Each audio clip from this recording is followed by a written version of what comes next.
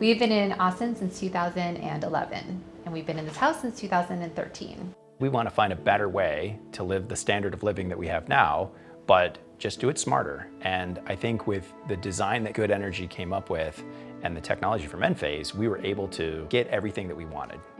We got interested in solar because as a family, we were concerned about the environment. We were really thinking more about being conservationists.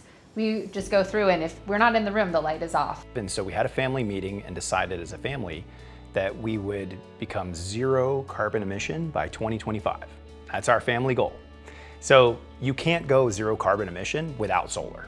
To get started with solar, we did what pretty much everybody does, and that is started Googling. And then we found a do-it-yourself book, and I got really into it. So I went through the do-it-yourself book and how do you put up the modules and what's all the power requirements and everything. And I really got excited about all the things out there. And I was having a lot of fun with that when I met Good Energy Solar.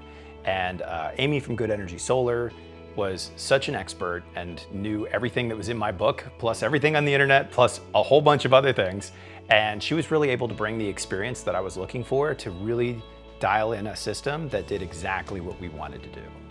February here in Texas was a really big wake-up call. We had what people sometimes call snowvid, and when the entire grid almost collapsed here, it was a huge wake-up call that Texas may not have the power that we're really looking for, and we felt like it was worthwhile to take a look at battery. And we wanted to see what could we do if another incident like that happens again to both stabilize our local grid and make sure that we were self-sufficient if the grid goes down. And so battery became a really important part of what we were looking for when we were looking at solar tech. The installation was really smooth. Good Energy told us when they were going to be here and showed up on time. We were gone for quite a bit of it, so they had to start it without us even being here, and they were able to do it all without needing us much at all. Everything was well taken care of. Everything was cleaned up after we were done. And so for us, it was kind of like one day we didn't have solar panels and the next day we did. And then when we had solar put on our rental property, again, we weren't there. And so they just handled it. And it was great knowing that such a huge project was being put up and it wasn't a stress in terms of knowing if they could do it or not. We just felt really comfortable with having them do it while we weren't even around.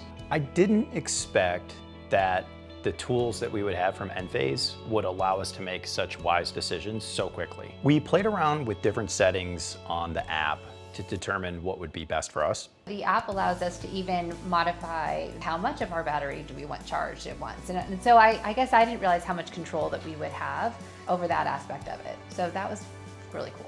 The gauge that we got from Enphase, which allowed us to monitor how much energy we were using, whether we were importing energy from the grid or whether we were sending energy out to the grid, was immediately helpful. We've been tweaking it, trying different things. Like, what if we raise the temperature to this? How uncomfortable can we be until we really feel like we need to turn the AC on at a more comfortable temperature? So we've kind of been playing around with it. His office seems to get a little bit cooler than this room where I work from.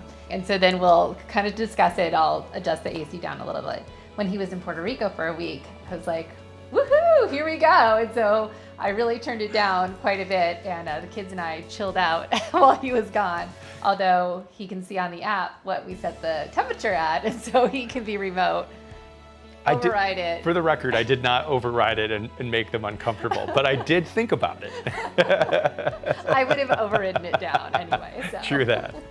With all the panels that we have on our roof and with the backup battery, and then the dynamic ability for all of that to do what needs to be done if the power goes out, it gives us a good sense and peace of mind that we always will have power, and it's healthy, clean power.